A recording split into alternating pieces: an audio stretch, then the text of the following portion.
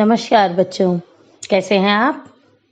अच्छा, आपने कोई बच्चा ऐसा देखा है जिसने अपनी उम्र से ज़्यादा बहादुरी का काम किया हो? नहीं देखा? तो चलिए आज मैं आपको ऐसे ही बच्चे से मिलवाती हूँ। तो खोलिए पाठ 15 बिशन की दिलेरी। सुबह का समय था। पहाड़ों के पीछे से सूरज झांक रहा था। 10 वर्ष का बिशन घर से बाहर निकल आया। वह रोज इसी समय इसी रास्ते से कर्नल दत्ता के फार्म हाउस पर जाता है। कर्नल दत्ता की पत्नी पढ़ाई में उसकी मदद करती है।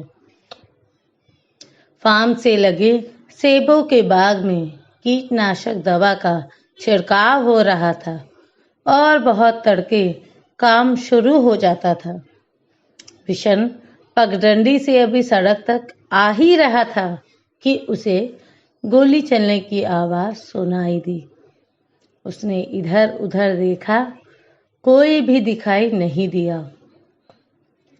वह कुछ ही दूर चला था कि उसे फिर गोली चलने की आवाज सुनाई दी। इस बार एक नहीं, 2-3 गोलियां एक साथ ही चली थीं। गोलियों की आवाज से पूरी घाटी गूंज गई। पंछी घबरा गए। आसमान में गोल गोल चक्कर काटने लगे। बिशन सहम कर पेड़ों की आड़ में छिपकर खड़ा हो गया। बिशन जहां खड़ा था वहीं चुपचाप खड़ा रहा। उसे वहां से सीढ़ी नुमा खेत और फलों के बाग साफ दिखाई दे रहे थे। खेतों में काम करते हुए किसान भी दिखाई दे रहे थे। फसल तैयार खड़ी थी।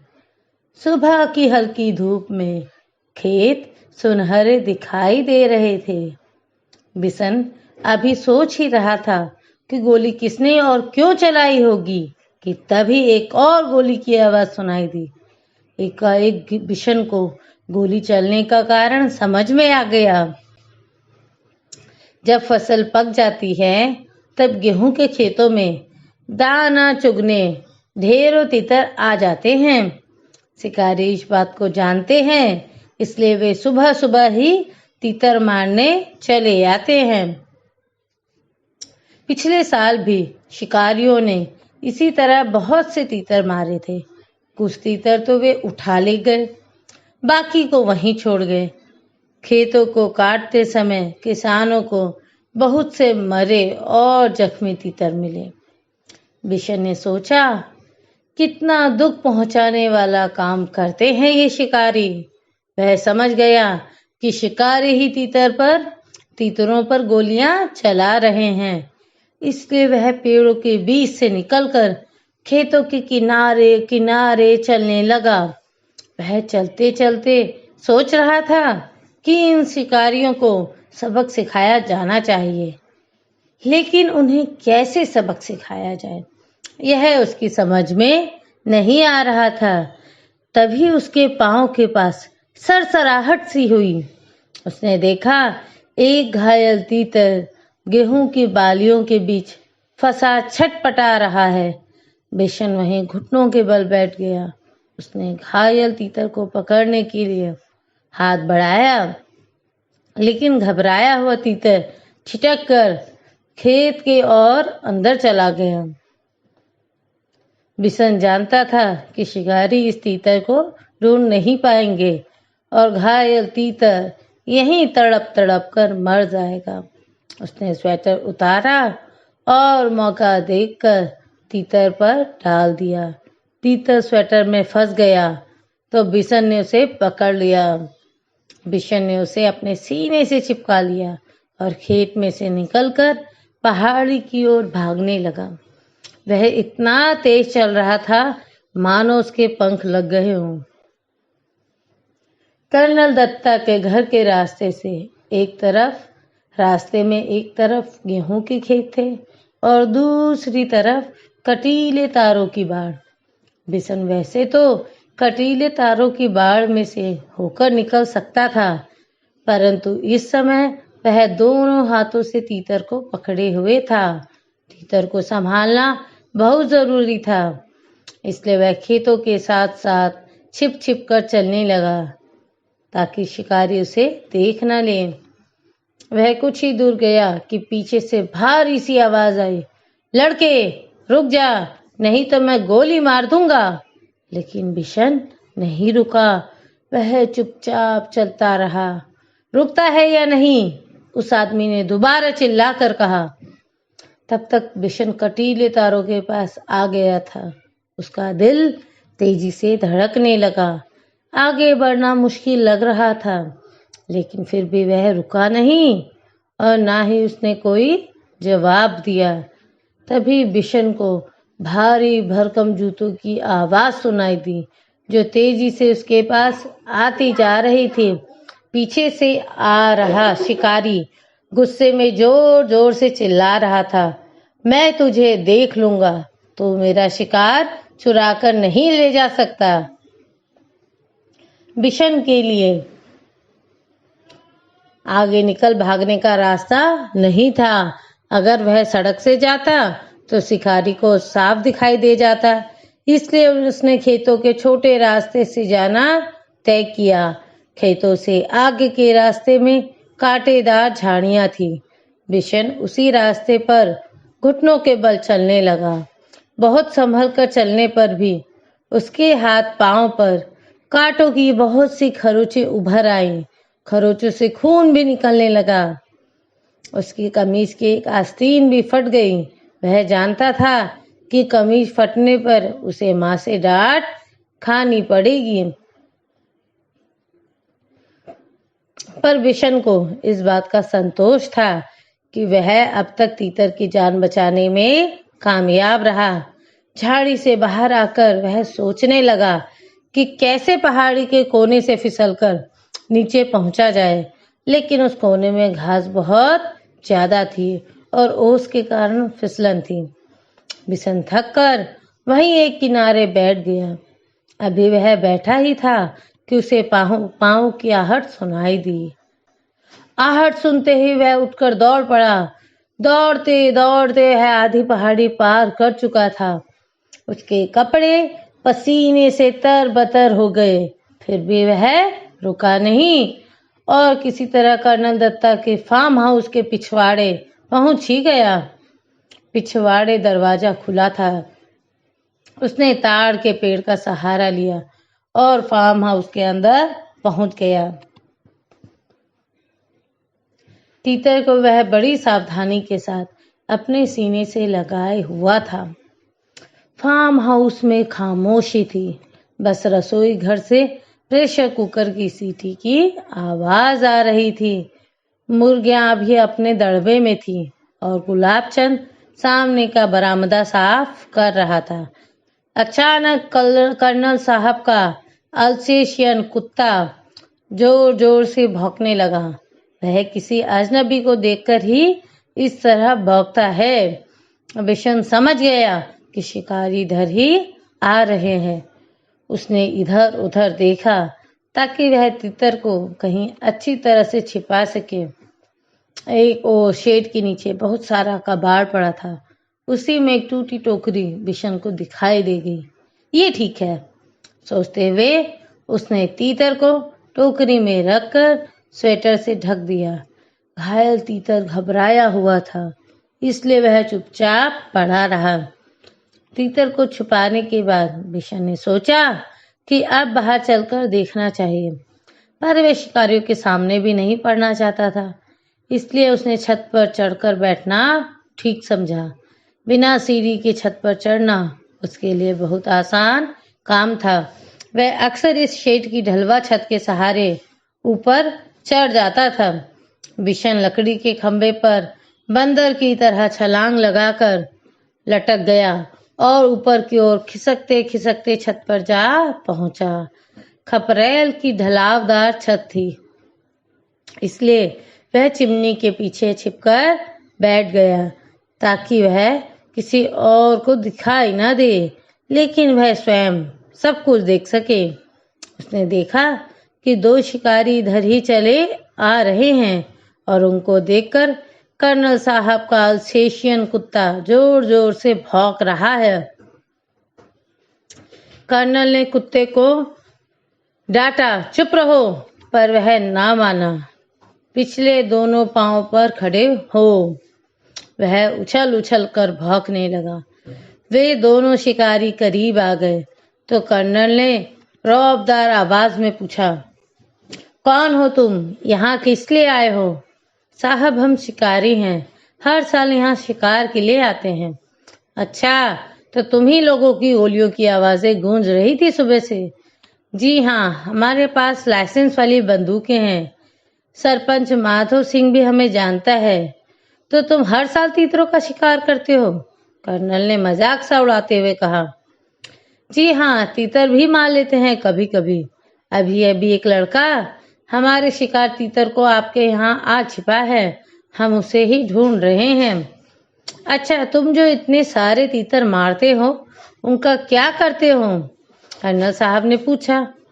सीधी सी बात है साहब, खाते हैं, दूसरे शिकारी ने जवाब दिया। फिर कुछ रुककर बोला, अब तो उस लड़के को ढूंढवा दीजिए साहब, वह इधर ही कहीं छुप गया है। कर्नल दत्ता ने उनकी बात पर कोई ध्यान नहीं दिया और गुस्से से कहा, कैसे हो तुम लोग? हर साल आकर इतने तीतर मार डालते हो, कुछ को खा लेते हो और बाकी को घायल करके यहाँ तड़प तड़प कर मरने के लिए छोड़ जाते हो। जब फसल कटती है तब ढेरों मरे हुए तीतर मिलते हैं। कर्नल दत्ता की बात सुनकर वे दोनों कुछ घबरा गए। उन्हें उम्मीद नहीं थी कि कर्नल इस तरह डांट देंगे। कर्नल दत्ता ने उन्हें इतना ही कहकर नहीं छोड़ा। आगे बोले, पक्षियों को मारने और उससे ज्यादा उन्हें घायल करके छोड़ जाने में तो कोई बहादुरी नहीं है। अब तुम दोनों यहाँ से जा सकते हो। यहाँ तुम्हारा कोई तीतर वीतर नहीं है। अब जाते क्यों नहीं, खड़े क्यों हो? बिशन चिमनी के पीछे से सब कुछ देख और सुन रहा था। वे दोनों शिकारी बिना कुछ बोले मुड़े और वापस चल दिए। कर्नल दत्ता ने गुलाब चंद से दवाई छिड़कने वाली मशीन लाने को कहा। तभी बिशन छप्पर से शेड पर होता हुआ नीचे कूद पड़ा। उसने तीतर को उठा लिया और घर में घुसते ही मालकिन को पुकारने लगा, बहू जी जल्दी आइए, ये बहुत जख्मी है, आकर इसे देखिए। बिशन के आवाज सुनकर कर्नल दत्ता भी अंदर जा पहुंचे और बोले, अच्छा, तो तीतर चुराने वाला लड़का तू ही था? क्या करता बाबूजी, इसे बहुत चोट लगी है, अगर मैं न लाता तो यह मर जाता। अब तू इसका क्या करेगा? इसे पालूंगा बाबूजी, बिशन ने कहा। कर्नल साहब मुस्कुरा दिए। उन्होंने घायल तीतर को देखा। उसका एक पंख टूट गया था, अब शायद ही वह उड़ सके। जाओ, दवाइयों का बक्सा लेकर आओ। बिशन दौड़कर बक्सा ले आया। कर्नल दत्ता ने तीतर के पैरों का जख्म साफ किया, फिर दवाई लगा दी। पंख को फैलाकर टेप लगा दिया ताकि वह ज्यादा हिले डुले नहीं।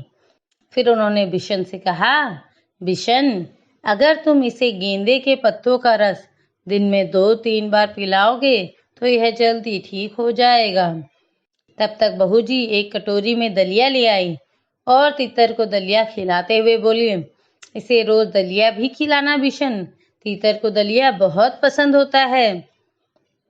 तब तो यह बिशन के पीछे पीछे ही घूमता रहेगा।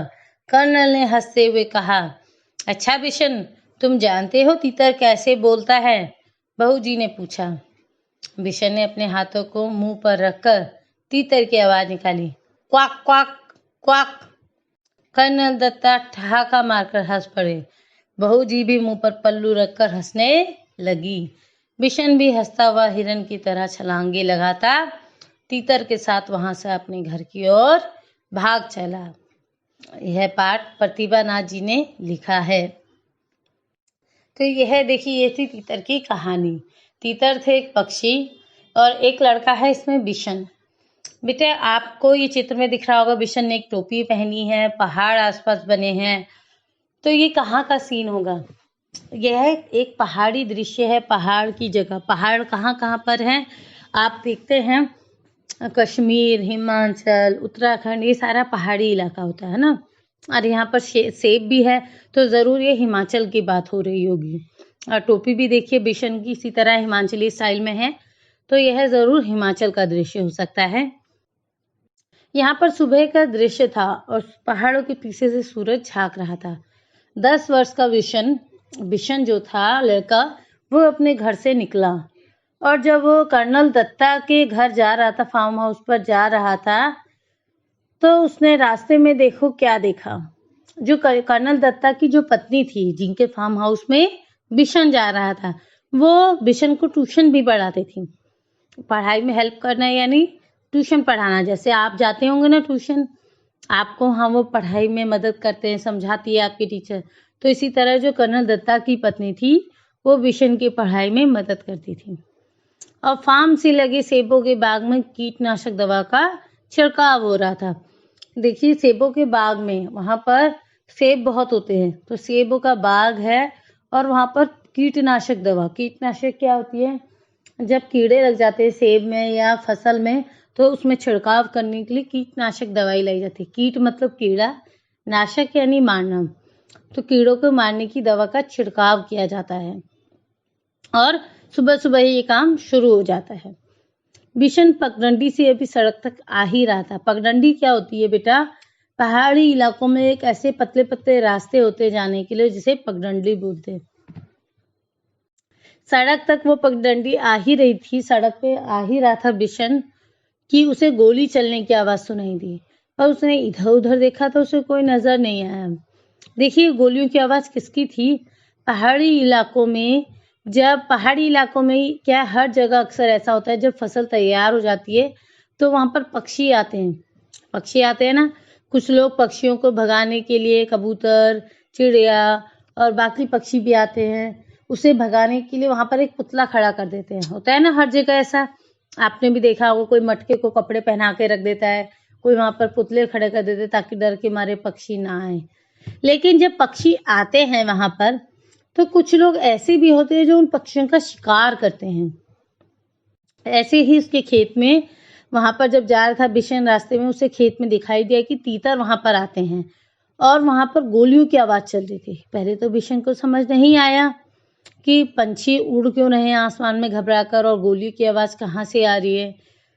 लेकिन बाद में फिर बिशन को समझ में आया कि जरूर ये किसी शिकारियों का काम है, शिकारी का काम है जो पक्षियों को मार देता है। बिशन जहाँ खड़ा था वहीं चुपचाप खड़ा रहा।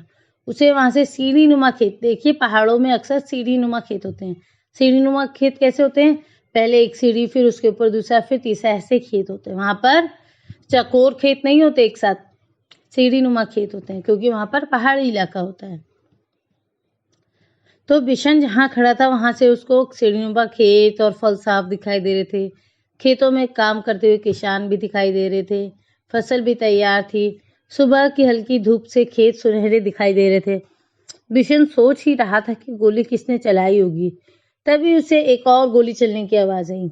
वह समझ गया कि जब फसल पक जाती है तब गेहूं के खेतों में दाना चुगने ढेरों तीतर आ जाते हैं। तीतर एक पक्षी होते हैं बेटा, तो वो तीतर आ जाते हैं। शिकारी इस बात को जानते हैं और शिकारी सुबह सुबह उनको मारने चले आते हैं।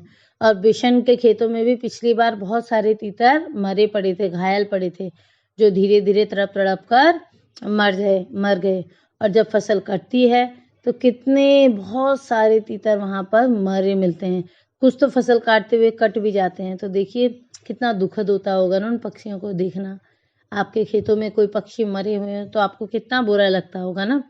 ऐसे ही बिशन को भी बुरा लगता था। तो वह समझ गया कि जरूरी है ये शिकारियों का कारनामा है, उनकी चाल है, वही इन्हें मार रहे हैं। तो देखिए वह समझ गया कि शिकारी ही तीतरों पर गोलियां चला रहे हैं। इसलिए वह पेड़ों के बीच से निकलकर खेतों के किनारे किनारे चलने लगा और सोचने लगा कि कैसे मैं इन शिकारियों को सबक सिखाऊं। फिर वह सोचने लगा, तभी उसके पांव के पास एक सरसराहट सी हुई और उसने देखा कि गोली से घायल हुआ तीतर गेहूं की बालियों के बीच फंसा छटपटा रहा है। बिशन वहां पर घुटने के बल बैठ गया और उसने स्वेटर उतारी और तीतर को उससे ढककर अपने साथ पकड़ लिया और अपनी छाती से लगा लिया, अपने सीने से चिपका लिया और खेत में से निकलकर पहाड़ी की ओर भागने लगा। वह उसे बचाना चाहता था। देखिए, जो बिशन था वह तितर को शिकारियों से बचाना चाहता था और वह उसे अपने स्वेटर में रखकर अपने सीने से चिपकाकर पहाड़ी की ओर, घर की ओर, कर्नल दत्ता के घर की ओर भागने लगा। और वह ऐसे भागा जैसे मानो उसके खुद के पंख लग गए हों। कर्नल दत्ता के घर के रास्ते से एक तरफ गेहूं के खेत थे तो दूसरी तरफ कटीले तारों की बाण। अब वह अगर कटीले तारों की बाण की तरफ को जाता तो उसके दोनों हाथ में तो तीता था, तो वह बाण को पार नहीं कर पाता, इसलिए उसे खेतों के रास्ते ही छिप छिप कर जाना पड़ा ताकि शिकारी उसे देख न ले। वह कुछ ही दूर गया कि पीछे से उसे भारी सी आवाज आई, लड़के रुक जा, नहीं तो मैं तुझे गोली मार दूंगा। यह किसकी आवाज थी? शिकारी की आवाज थी। उसका दिल तेजी से धड़कने लगा, लेकिन वह रुका नहीं और न ही उसने कोई जवाब दिया। वह भागता रहा और शिकारी भी उसके पीछे गुस्से में चिल्लाते रहे कि रुक जा, मैं तुझे देख लूंगा, तू मेरा शिकार चुरा कर नहीं ले जा सकता। उन्होंने बिशन को तीतर को ले जाते हुए देख लिया था। अब बिशन के लिए आगे निकल भागने का रास्ता नहीं था। अगर वह सड़क से जाता तो शिकारी को साफ दिखाई दे जाता, इसलिए उसने खेतों के छोटे रास्ते से जाना तय किया। खेतों से आगे के रास्ते में कांटेदार झाड़ियां थीं। बिशन उसी रास्ते पर घुटने के बल चलने लगा। घुटने के बल किस लिए चला? ताकि उनको दिख न जाए। बहुत संभल कर चलने पर भी उसके हाथ पांव पर कांटों की बहुत सी खरोंचें आ गई और खरोंचों से खून भी निकलने लगा और उसकी कमीज की आस्तीन मतलब बाजू भी फट गए थे। उसे पता था माँ से डांट खानी पड़ेगी, पर फिर भी उसे इस बात का संतोष था कि आखिर मैंने एक तीतर की जान तो बचाई। झाड़ी से बाहर आकर वह सोचने लगा कि कैसे पहाड़ी के कोने कोने से फिसल कर नीचे पहुंचा जाए, लेकिन उस कोने में घास बहुत ज्यादा थी और उसके कारण फिसलन भी थी। बिशन थक कर वहीं किनारे बैठ गया। अभी बैठा ही था कि उसे पीछे से पैरों की आहट सुनाई दी। आहट सुनते ही वह उठकर दौड़ पड़ा। दौड़ते दौड़ते वह आधी पहाड़ी पार कर चुका था। उसके कपड़े पसीने से तरबतर हो गए और वो किसी तरह कर्नल दत्ता के फार्म हाउस के पिछवाड़े पहुंच ही गया। पिछवाड़े का यानी पीछे का दरवाजा खुला हुआ था। उसने ताड़ के पेड़ का सहारा लिया और फार्म हाउस के अंदर पहुंच गया। अब वह तीतर को कहीं सेफ जगह, कहीं सुरक्षित जगह रखना चाहता था। वो फार्म हाउस के अंदर घुसा तो वहां बहुत खामोशी थी। बस रसोई घर से प्रेशर कुकर की सीटी की आवाज आ रही थी। मुर्गियां अभी अपने दड़बे में थीं। देखो, उन्होंने मुर्गियां भी पाली हुई थी कर्नल दत्ता ने। वह अपने अपने दड़बे में थी, यानी अपने अपने जगह पर, अपने अपने पिंजरे में थी। और गुलाबचंद सामने का बरामदा साफ कर रहा था। गुलाबचंद उनका नौकर था कर्नल दत्ता का, वो बरामदा साफ कर रहा था। अचानक कर्नल साहब का अल्सेशियन कुत्ता यानी उसकी प्रजाति अल्सेशियन, वो जोर जोर से भौंकने लगा। अक्सर वह जब किसी अजनबी को देखता था ना, तब भौंकता था। तो बिशन ने इस बात से अंदाजा लगा लिया कि जरूर उसके पीछे शिकारी आ रहे हैं। तो उसने इधर उधर देखा और फटाफट उसे एक कबाड़ में एक टोकरी पड़ी दिखाई दी। उसने उस टोकरी में रखकर तीतर को ढक दिया, अपने स्वेटर से ढक दिया। अब बेचारा घायल तीतर भी बहुत घबराया हुआ था, इसलिए वह भी चुपचाप टोकरी में पड़ा रहा। तीतर को छुपाने के बाद बिशन ने सोचा कि अब बाहर चलकर देखना चाहिए, पर वह शिकारियों के सामने भी नहीं पड़ना चाहता था, इसलिए उसने छत पर चढ़कर बैठना ठीक समझा। बिना सीढ़ी के छत पर चढ़ना उसे बहुत अच्छे से आता था, उसे इसका अभ्यास था। तो वह फटाफट छत पर जाकर बैठ गया ताकि वह किसी और को दिखाई न दे, लेकिन वह स्वयं सब कुछ देख सके। उसने देखा कि दो शिकारी इधर ही चले आ रहे हैं और उनको देखकर कर्नल साहब का अल्सेशियन कुत्ता जोर जोर से भौंक रहा है। कर्नल ने कुत्ते को डांटा, चुप रहो, पर वह ना माना। पिछले दोनों पांव पर खड़े होकर वह उछल उछल कर भौंकने लगा। देखिए बेटा, यह कुत्तों की आदत होती है कि किसी अजनबी को या किसी संदिग्ध व्यक्ति को वह देखते हैं जिन पर उन्हें शक हो तो पीछे के पैर उठाकर खड़े होकर भौंकने लगते तेज तेज। वे दोनों शिकारी करीब आ गए तो कर्नल ने रौबदार आवाज में पूछा, कौन हो तुम? यहाँ किस लिए आए हो? तो वो शिकारी बोले, साहब हम शिकारी हैं। तो कर्नल साहब बोले, अच्छा तो तुम ही वो लोग हो जो सुबह से जो बंदूक चला रहे हो, उनकी गोलियों की आवाज आ रही है। तो शिकारी बोले, जी हाँ, हमारे पास लाइसेंस वाली बंदूकें हैं और सरपंच माधो सिंह भी हमें जानता है। फिर कर्नल दत्ता बोले, अच्छा तो तुम हर साल तीतरों का शिकार करते हो? तो बोले, हाँ जी हाँ, तीतर भी मार लेते हैं कभी कभी। कर्नल दत्ता बोले, तो तुम इन तीतरों का क्या करते हैं? कहते, खा लेते हैं। तो कर्नल दत्ता बोले कि अच्छा तुम खा लेते हो, कैसे हो तुम लोग कि तुम हर साल इतने तीतर मार डालते हो? कुछ हो तो खा लेते हो, पर जो बाकी रह जाते हो उनको यहाँ तुम तड़प तड़प के लिए मरने के लिए छोड़ जाते हो। जब फसल कटती है तब ढेरों मरे हुए तीतर मिलते हैं। उन्होंने यह सब गुस्से में कहा। कर्नल दत्ता की बात सुनकर वे दोनों कुछ घबरा गए। उन्हें उम्मीद नहीं थी कि कर्नल इस तरह उन्हें डांट देंगे। कर्नल दत्ता ने उन्हें इतना ही कहकर नहीं छोड़ा, आगे बोले, पक्षियों को मारने और उससे ज्यादा उन्हें घायल करके छोड़ जाने में तो कोई बहादुरी नहीं है। अब तुम दोनों यहाँ से जा सकते हो। यहाँ तुम्हारा कोई तीतर वीतर नहीं है। अब जाते क्यों नहीं? खड़े क्यों हो? बिशन चिमनी के पीछे से सब देख और सुन रहा था। वे दोनों शिकारी बिना कुछ बोले मुड़े और वापस चल दिए। कर्नल दत्ता ने गुलाबचंद से दवाई छिड़कने वाली मशीन लाने को कहा। तभी बिशन ऊपर से कूद पड़ा, छप्पर से शीट पर होता हुआ नीचे कूद पड़ा। उसने तीतर को उठा लिया और घर में घुसते मालकिन को पुकारने लगा, बहू जी जल्दी आइए, यह बहुत जख्मी है, आकर इसे देखिए। बिशन की आवाज सुनकर कर्नल दत्ता भी अंदर आ पहुंचे और बोले, अच्छा तो तीतर चुराने वाला लड़का तू ही था? क्या करता बाबूजी, इसे बहुत चोट लगी है, अगर मैं न लाता तो यह मर जाता। कर्नल दत्ता बोले, अब तू इसका क्या करेगा? तो बिशन बोला, इसे पालूंगा बाबूजी। कर्नल साहब मुस्कुरा दिए। उन्होंने घायल तीतर को देखा, उसका एक पंख टूट गया था। उन्होंने जाकर दवाई का बक्सा लेकर आए और लाने को कहा और बिशन दौड़कर बक्सा ले आया। कर्नल दत्ता ने तीतर के पैरों का जख्म साफ किया, उसके पंखों पर टेप लगा दी ताकि वो ज्यादा हिल डुल ना पाए, और फिर बिशन को कहा, अगर तुम इसे गेंदे के पत्तों का रस दिन में 2-3 बार पिलाओगे तो यह जल्दी ठीक हो जाएगा। तब तक बहू जी एक कटोरी में दलिया ले आई और तीतर को दलिया खिलाते हुए बोली, इसे रोज दलिया खिलाना, तीतर को दलिया बहुत पसंद होता है। कर्नल बोले, तब तो यह बिशन के पीछे पीछे ही घूमता रहेगा। बहू जी ने पूछा, अच्छा बिशन, तुम जानते हो तीतर कैसे बोलता है? बिशन ने अपने हाथों को मुंह पर रखकर तीतर की आवाज निकाली, quack quack quack. Colonel Datta ठहाका मारकर हंस पड़े। बहू जी भी मुंह पर पल्लू रखकर हंसने लगी।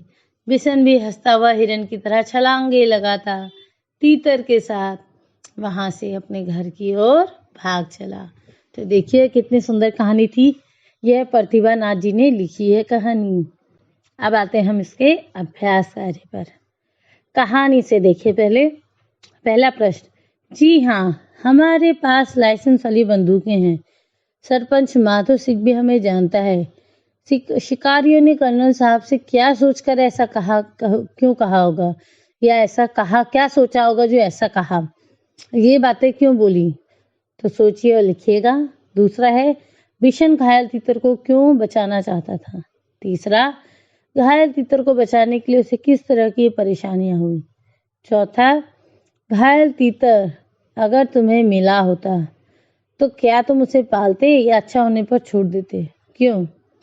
अब आते हैं भाषा की बात। इन वाक्यों को अपने शब्दों में लिखो। सुबह की हल्की धूप में खेत सुनहरे दिखाई दे रहे थे।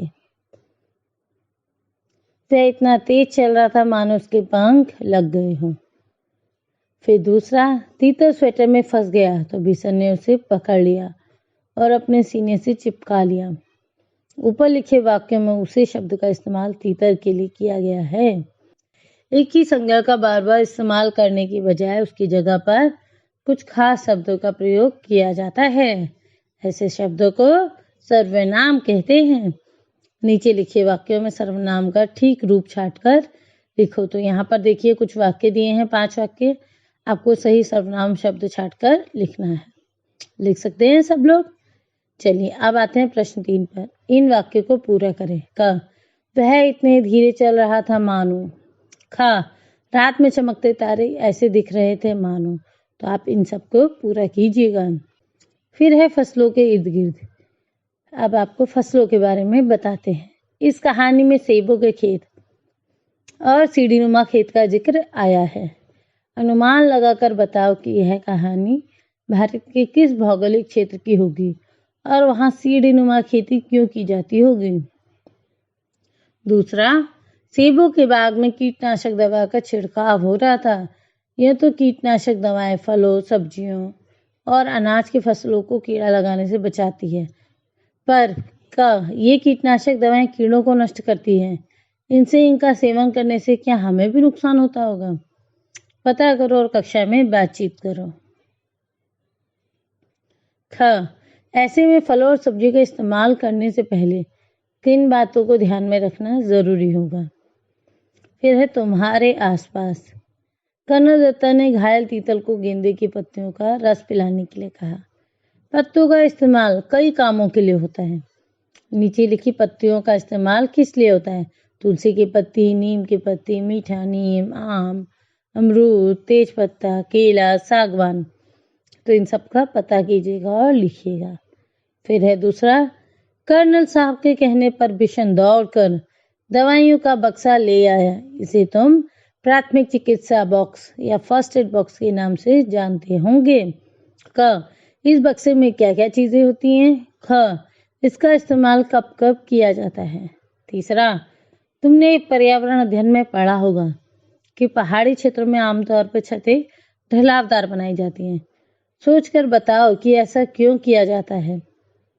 पहाड़ी इलाका, इस कहानी में पहाड़ी घाटी शब्दों का इस्तेमाल हुआ है। पहाड़ी इलाकों से जुड़े हुए और शब्द सोचकर लिखो, जैसे ढलान, चट्टान आदि। अब देखिए पहेली। तीतर के दो पीछे तीतर, तीतर के दो आगे तीतर, बोलो कितने तीतर। ये आपने पहेली सुनी होगी ना, बड़ों से, दादा से, पापा से या अपने भाई बहन से। तो आपको भी जानना है। यहाँ तीतर का फोटो दिया गया है, गौर से देखो और उसका वर्णन करो। चौथी में तुम यह कर चुके हो। तीसरा, तीतर के बारे में और जानकारी इकट्ठा करो, जैसे तीतर का घोंसला क्या होता है, वह क्या खाता है आदि। अब देखिए फिर अगला, रात भर बिलखते चिंघाड़ते रहें। ये आपको खुद पढ़ना है, ठीक है बेटा। तो यह था आपका पाठ। बिशन की दिलेरी थी ना, उसकी दिलेरी इसमें।